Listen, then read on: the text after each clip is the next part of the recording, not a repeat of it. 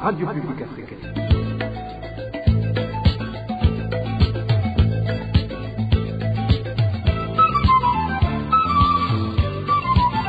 Radio Publique Africaine. Nous sommes dimanche 23 mars 2025. Bienvenue à mes fidèles de la RPA à ce journal dont voici les principaux titres. Un membre du parti CNL de la zone de Buterere à mairie de Bujumbura, qui venait de passer des jours sous menace des Imbonerakure, a fini par être enlevé à son domicile. C'était ce samedi. Grogne au sein des travailleurs de l'aviation civile du Burundi qui dénonce les mauvaises conditions de travail. Vous le suivrez dans ce journal. Dans ce journal, vous parlerons également des taïkiteurs de différentes provinces du pays qui s'insurgent contre l'attitude de l'usine OTB. Cette usine ne fait rien pour acheminer les récoltes dans les hangars de l'usine. Voilà pour le sommaire. Bien le bonsoir, mesdames et messieurs. Tout de suite, le développement. Ouvrons ce journal par la page politique. S'insurger contre l'idéologie, les enseignements et les activités qui préparent et incitent au massacre et au conflit dans notre région de Grand Lac est l'un des conseils promulgués par la Conférence des évêques catholiques du Burundi dans le cadre de mettre en œuvre les recommandations récentes émises par la Conférence des évêques de cette région dans le but de promouvoir la paix et la sécurité dans les pays des Grands Lacs.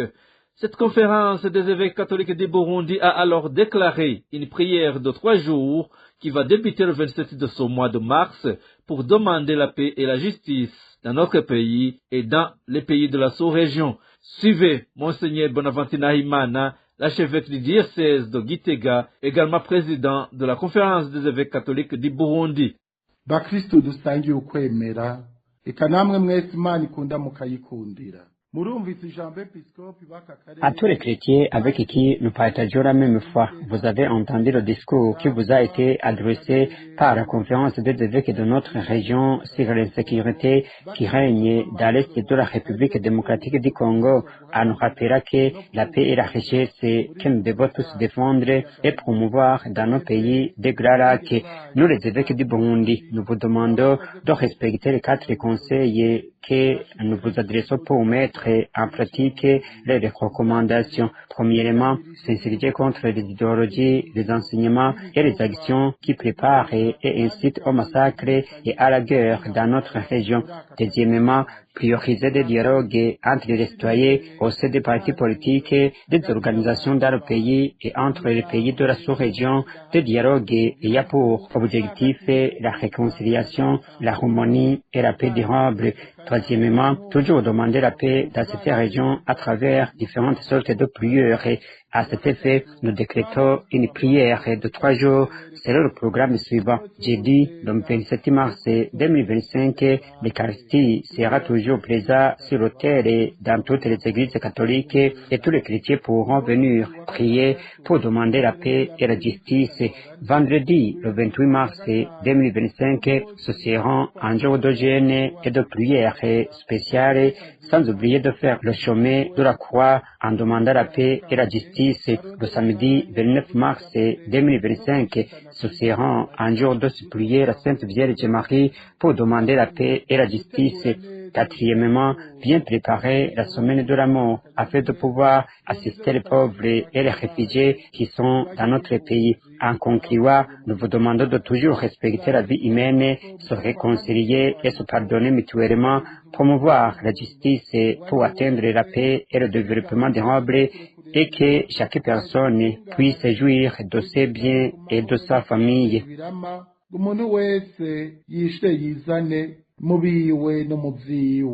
Ce message a été aussi annoncé au cours de la messe de ce dimanche dans différentes églises catholiques au Burundi. Et en page droit de l'homme, alerte pour un militant du parti CNL, Eldagaton Gwassa, après qu'il ait été enlevé ce samedi par des individus non identifiés, venus le prendre à son domicile, situé en zone de Buterere, commune Nahangwa de la mairie de Bujumbura. Des informations en provenance de Buterere indiquent que cet individu venait de passer des jours sous menace des Imbonerakure de la localité. Les détails avec Elvis Niamwongere. Emmanuel Bizimana est le nom d'un habitat du quartier Kiange 1, situé en zone Buterere, enlevé ce samedi par des individus non identifiés durant la soirée de ce samedi. Jusqu'à l'heure actuelle, ni sa famille, ni ses voisins, personne n'est au courant de l'endroit où il aurait été conduit. Un de ses voisins témoigne. Ses ravisseurs sont venus chez lui et jusqu'à présent, personne ne sait où il a été conduit. En tant que voisins, nous alertons pour sa sécurité. Nous souhaitons que rien de malheur ne lui arrive. Emmanuel Bizimana est un membre influent du parti CNL et d'Agatogwasa en zone de Buterere. Nos sources indiquent que ces Imbonerakure venaient de passer des jours à lui proférer des menaces et nos sources d'indiquer quelles sont les implications de ces Imbonerakure dans l'enlèvement d'Emmanuel Bizimana. Depuis quelques jours, 3 Imbonerakure, à savoir les prénommés Terence et Benjamin, ainsi qu'un autre surnommé Wakenya, faisait des va-et-vient devant son domicile. Également, il lui téléphonait et lui proférait des menaces. La rédaction de la RPA a téléphoné le chef de quartier Kiang 1 ainsi que le chef de la zone Buterere pour recueillir les réactions. Adrien Sibomana, le chef de quartier Kiang 1, s'est abstenu de tout commentaire, tandis que Serge Hategekimana, le chef de la zone Buterere, son téléphone sonnait sans que personne ne décroche. RPA. Ils réclament auprès du ministère de la fonction publique la totalité de leur salaire. Il s'agit des enseignants du département de l'enseignement des métiers au ministère de l'Éducation. Ils indiquent qu'ils ont été surpris de voir leur salaire revu à la baisse après que leur département ait été transféré dans l'enseignement primaire à partir de l'enseignement secondaire. Les détails avec Janvier Ninina Hazoué. Le personnel du secteur de l'enseignement des métiers au ministère de l'Éducation nationale indique que la majorité du personnel a été surpris de constater que son salaire a été revu à la baisse. Le transfert du département de l'enseignement des métiers vers l'enseignement primaire en serait la cause, comme l'explique l'un de ce personnel. On a modifié l'appellation de notre département. Actuellement, on dit qu'il s'agit de l'enseignement des métiers et formation artisanale, alors qu'auparavant, c'était l'enseignement technique des métiers. En fait, la formation artisanale, c'est comme par exemple la poterie et arts divers. Ainsi, pour les primes annuelles, depuis l'an dernier au mois de juillet jusqu'à ce mois de mars en cours, l'on a constaté que chez certains, les salaires ont été revus à la hausse, mais les autres à la baisse. La majorité alors est poursuivie par les banques puisqu'ils ne parviennent plus à rembourser les crédits contractés. Et certains même se sont retrouvés leurs salaires retranchés de 120 000, d'autres 150 000. Moi, par exemple, on a retranché 50 000 sur mon salaire et chez mon collègue 60 000 francs. À cet effet, ils demandent au ministère de la fonction publique de les régulariser et au cas échéant de replacer leur département dans l'enseignement secondaire si cela serait le motif de cette irrégularité salariale. Nous demandons que le ministère de la fonction publique nous régularise avec nos salaires et sans toutefois modifier l'appellation de notre département. En principe, l'enseignement des métiers revient à l'enseignement secondaire, mais l'on nous a placés dans l'enseignement primaire.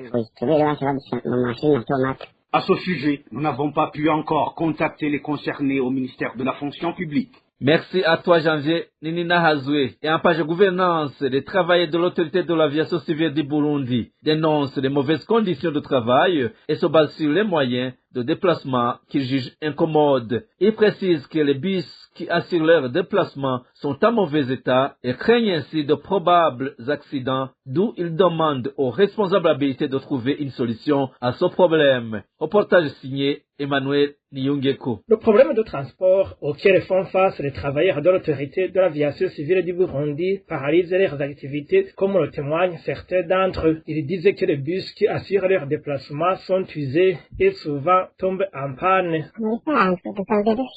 En général, nous avons des véhicules de type Coaster qui déplacent les travailleurs en allant ou en rentrant des services, mais nos bus sont usés. Ils tombent en panne en cours de route. Cela fait que les employés patientent longuement sur l'axe pendant 2 ou 3 heures en attendant que la solution soit trouvée. Cela retarde les activités, mais aussi le retard de ce qui devait être remplacé. Le mauvais état des sièges de ces véhicules cause quelques dégâts envers les passagers. Craignant de probables accidents, ils demandent aux concernés de juguler ce problème problème. Autre conséquence, c'est que les sièges de ces bus sont abîmés. Soit ils déchirent nos habits, soit ils nous blessent au niveau de la jambe. Certains sont debout, d'autres s'assoient les uns sur les autres. On se demande alors celui qui dédommagera nos familles en cas d'accident. Nous demandons ainsi aux responsables habilités, la direction générale et le directeur administratif et financier de faire de leur mieux pour réparer les véhicules disponibles et même acheter d'autres. Joël Vuravagaya, patron de l'autorité de l'aviation civile du Burundi, reconnaît le mauvais état des véhicules à leur disposition. Toutefois, il souligne le manque de devises qui a freiné un marché de fourniture de nouveaux bus accordés au garage Toyota. Comme nous avons connu un problème de pénurie de devises, cela a perturbé le marché conclu avec Toyota. Il s'agit d'ailleurs de deux marchés de livraison de 2 bus chacun. Ils devaient nous procurer des bus pouvant transporter au minimum 30 personnes chacun. Ça n'a pas encore abouti, mais le projet est déjà au bout. Nous avons pu collecter les fonds nécessaires pour cette fin. Mais vraiment, les véhicules sont disponibles, ils sont effectivement vieux et c'est pour cette raison que nous avons lancé ce marché de renouvellement du parc automobile. Dans l'entretemps, le directeur général de l'autorité de l'aviation civile du Burundi n'a pas voulu s'exprimer sur le problème de haut-parleurs endommagés que nous avons évoqué dernièrement dans notre édition. Parlons à présent agriculture, grogne chez certains teiculteurs de différentes provinces du pays suite au manque de moyens de transport pour acheminer les récoltes vers les hangars des usines de l'Office du Burundi, une tâche exécutée en principe par l'OTB. Nos sources expliquent qu'elles sont signifiées que cette situation est due à la pénurie du carburant qui s'observe dans tout le pays ces derniers jours. David Claude Bananayo. Les teiculteurs qui se sont exprimés à la radio publique africaine ce vendredi ont fait savoir que la plupart d'entre eux ont préféré abandonner la cueillette des feuilles vertes en raison du manque de transport pour les récoltes ces derniers temps. Nous sommes très attristés par ce manque de transport, ce qui fait qu'on abandonne notre récolte dans les champs. Les ouvriers de l'Office burundais du thé ne viennent plus récupérer notre récolte.